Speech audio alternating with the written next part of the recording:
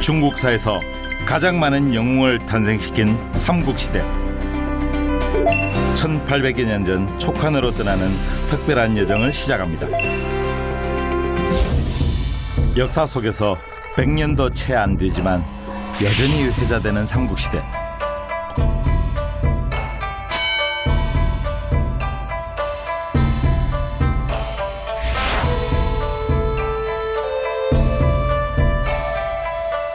적벽대전 이후 스촨으로 진출해 천하 삼분지계를 꿈꿨던 유비. 때마침 청두를 다스리던 유비의 먼 친척 유장이 조조의 공격 소식에 전전긍긍한다는 소식을 듣고 유비는 그 공격을 막는다는 명분으로 들어왔습니다. 대금산과 소금산자락으로 이어지는 72개의 봉우리. 100km에 달하는 절벽길은 들어오긴 어렵지만 방하기엔 최적의 장소였습니다.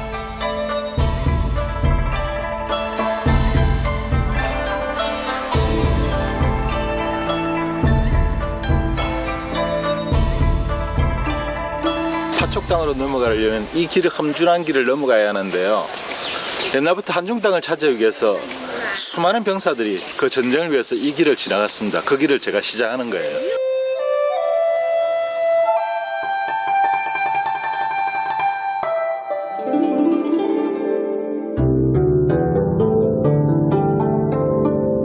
적벽대전 이전에 떠돌이 신세에 불과했던 유비, 관우, 장비. 하지만 그들은 촉한의 기틀을 세우기 위해 치열한 사투를 벌입니다. 촉이란 땅으로 들어가려면 이런 잔도길밖에 없습니다. 그만큼 험했던 곳입니다. 얼마나 많은 안이 있겠습니까? 파병됐던 병사들, 패잔병들, 이 길밖에 없으니까요. 200의 서사시 중에 촉도난이라는 시가 있습니다. 촉으로 가는 길이 힘들다는 그 읊은 대서사시인데요. 첫 마디에 감탄사가 나오고 나서 이런 말이 나와요. 수다지난 난위 쌍青天. 촉도로 가는 어려움은 얼마나 어려운가 하면 저 푸른 하늘에 오르는 것보다 더 어려워라. 저는 그 시를 수천을 번 읽으면서 과장이 심하구나 했죠. 아닙니다. 지금 푸른 하늘이 제 발밑에 있습니다. 구름도 제 발밑에 있고요.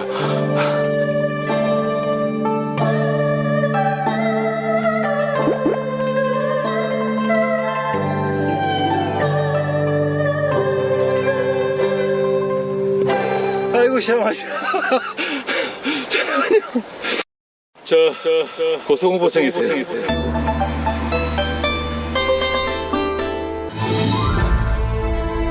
촉도 중에서도 새들만 지나갈 수 있다는 조도. 잔도보다 더 아찔한 벼랑 끝 외길이 2km가량 이어집니다.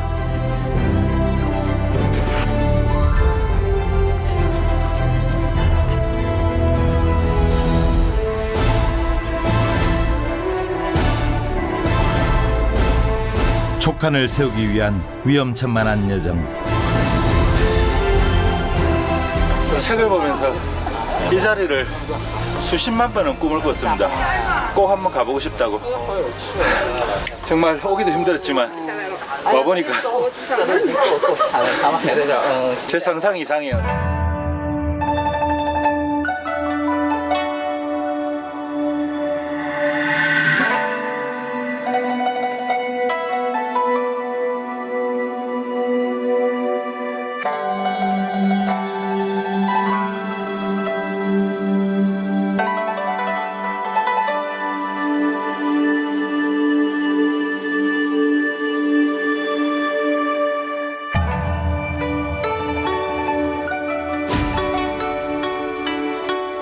유장의 진영에 있을 당시 제갈량 장비와 함께 설계했다는 검문관.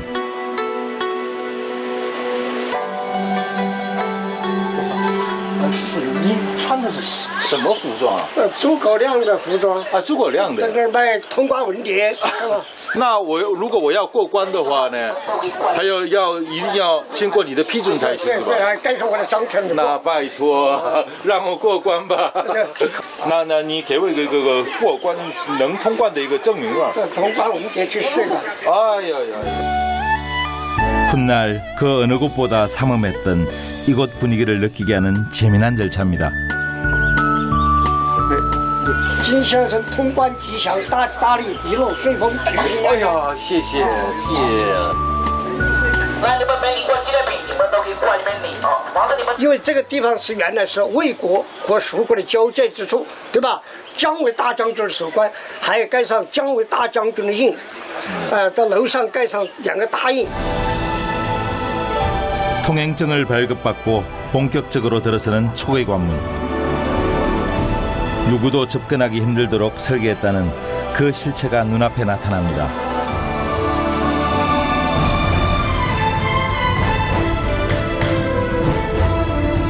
이후 당관,万夫 莫开. 한 사람만 지켜도 만 명의 병사가 열지 못하는 천의 요새 금각 관문입니다.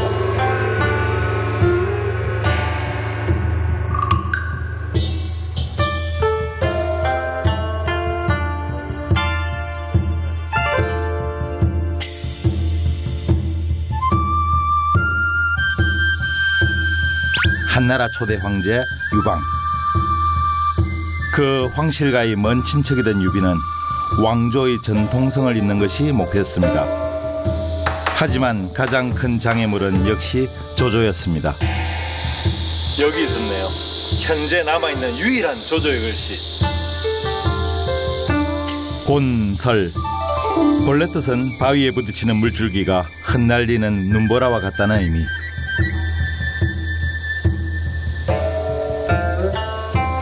한중장에서 공방전이 치료하게 벌어질 때 황충이 하위원을 죽이자 조조가 대군을 끌고 복수하러 옵니다. 근데 그 아주 지루한 공방전이 지나면서 조조도 지쳤어요. 근데 어느 날 갑자기 여기 포화강을 구경하러 온 거예요. 그 조조가 씁니다. 군, 쉐 쓰고 나니까 부하들이 성상님, 성상 죄송한데 곤자에 삼수변이 빠졌습니다 이런 거예요. 삼수변이 빠졌다고요. 앞에 있어야 글자가 되는데 그래가 조조가 그렇게 해서 하하하하 你看看 봐라 이놈들아 包河江水那么充满水气 포화강에 이렇게 물이 철철 넘쳐나는데 굳이 내가 삼수변을 더할 필요가 뭐 있겠느냐. 그래서 조조가 쓴 곤자에 삼수변이 빠져 있습니다. 근한 문학을 이끈 창시자답게 뛰어난 문학적 능력을 말해주는 일화. 하지만 천자가 되려는 야망으로 일부러 골룡포 곤자를 쓴지는 조조만이 알고 있겠죠. 215년 한중을 먼저 손에 쥔 건 대군을 이끌던 조조. 하지만 유비의 끊임없는 공략이 전세를 역전시키기 시작합니다. 217년부터 시작된 한중 공방전에서 맹활약을 한 건 장압을 격파한 장비와 하후연을 제거한 황충. 마침내 219년 유비가 한중왕에 등극하며 촉하는 최전성기를 맞습니다.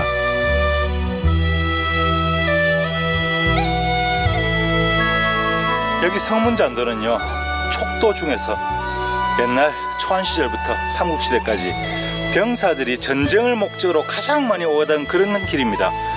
어떻게 이런 길로 지금이야 이렇게 깨끗하게 사람이 닿을 수가 있지만 그 옛날에 이런 길로 마차, 말, 병사들이 그렇게 많이 오갔다는 게 믿어지지가 않습니다. 먹지도 버리지도 못해 조조가 계륵이라고 불렀던 땅 한중. 그 잔도 위로 촉군의 힘찬 함성이 들리는 듯합니다. 길끝에서 특별한 광경을 목격합니다. 对呀，打开。这样专门做维修工作的人多不多？不多，不多啊。多我们2、3个。那你们这边那个栈道也修理吗？修理嘛，就修这修理。危不危险？这个啊，哎，这个有个木子，往底下围个储水管一通。可是这悬崖呀。这俺行大的家嘛，大的家农了。 알고 보니 중국 전역을 돌며 20년이 넘도록 잔도를 고쳐왔다는 이들. 建造这个古栈道，我们中国是第一的。 이렇게 잔도를 고쳐가며 적에게 진격해 나갔습니다. 그 위를 걸으며 이들의 뜨거웠던 집념을 떠올립니다.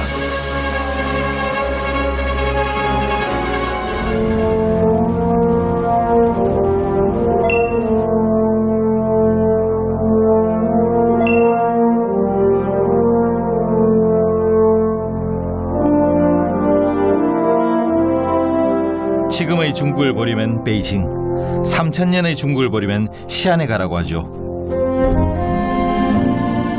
중국사에서 절대 빼놓을 수 없는 그 중심에 도착합니다.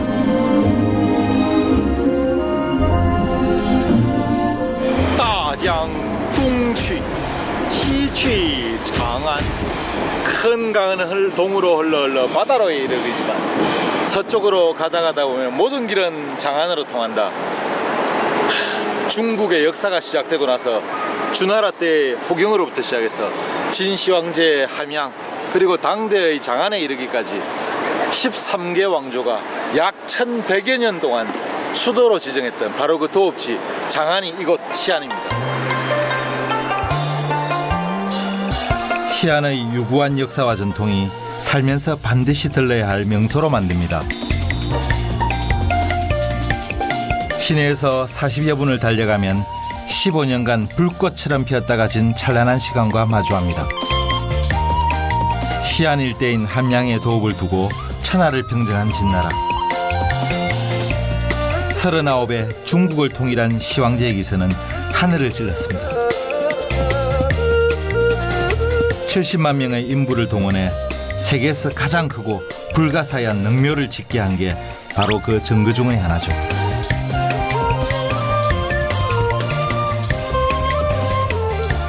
시황제 무덤은 규모를 아직까지 다 파가지 못했대요. 얼마나 큰지 아직 완벽하게 발굴이 다 되지 않았는데 영상으로나 많이 봤지만 실제로 보는 건 처음이라서 되게 두근거려요.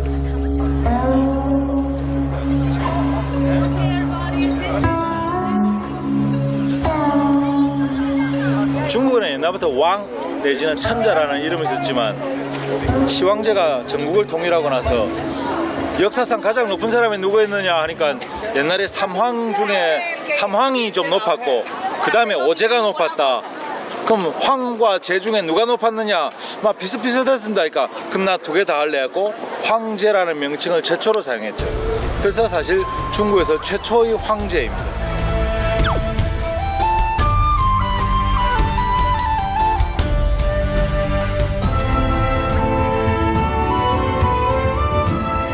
능묘에서 1.5km 떨어진 곳에 위치한 병마용경.